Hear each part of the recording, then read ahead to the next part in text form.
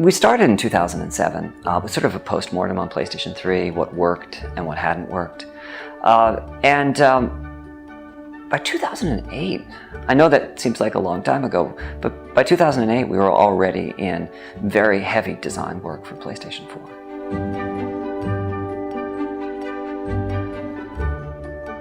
Well, we wanted to make sure that that PlayStation 4 was a powerful hardware, but we also wanted to make sure it was an accessible hardware, meaning that the game creators could focus on their vision for their titles and not get bogged down with technical details. And I think we did succeed in making a console that is quite easy to develop the games for. And that's reflected in the launch lineup. I think we have the strongest launch lineup of any PlayStation console with PlayStation 4.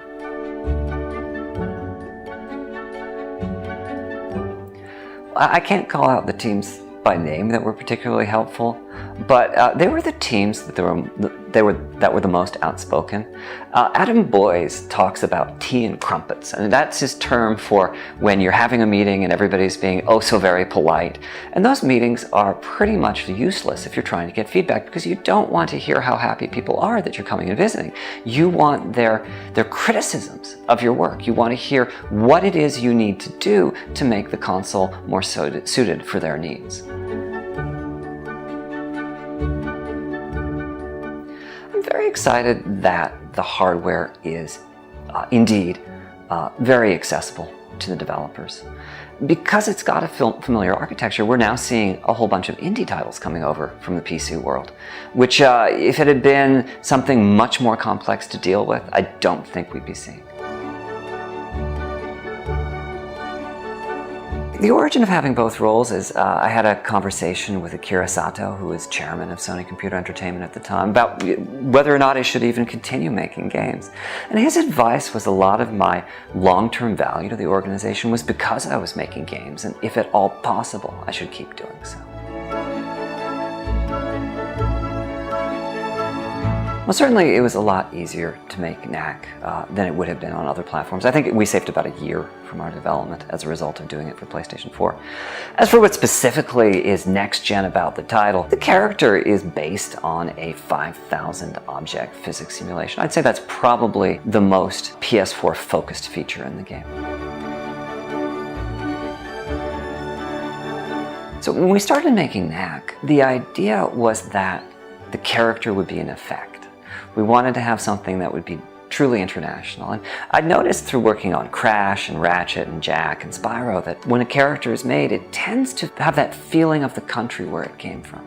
And so by having Knack be something different, like the character you see built out of the parts, we could get around all of that and make a character that would seem familiar no matter what country it was in. We really had two targets with the game. One was core gamers looking for an old school challenge, people who had played and enjoyed Crash Bandicoot or Sonic the Hedgehog back in the day. And those are brutally difficult games. Crash Bandicoot, despite its two-button control scheme, was very, very difficult to finish. So we knew that on a hard difficulty setting, Knack needed to be a tough game to beat. The other audience we were going after was light or beginner players. I knew that there would be quality core games at launch, Killzone and the like for that predominantly male core gamer, but I just wanted to make sure there was something for the rest of the family, sons, daughters, spouses, and the like.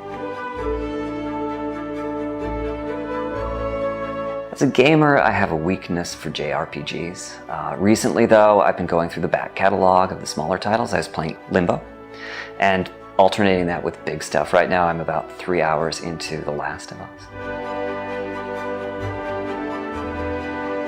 I think one of the big phenomena we're going to see is the blurring between single player and multiplayer.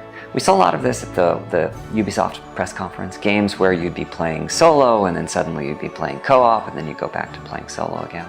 I think another thing we're going to see is living worlds. When we were touring the developers, a lot of them had the same vision for the future, that because there's a hard drive in PlayStation 4, they'll be able to update the game daily, weekly, monthly, which means every time you go back to play it, there'll be something new to experience, new missions, new places to explore, and the like.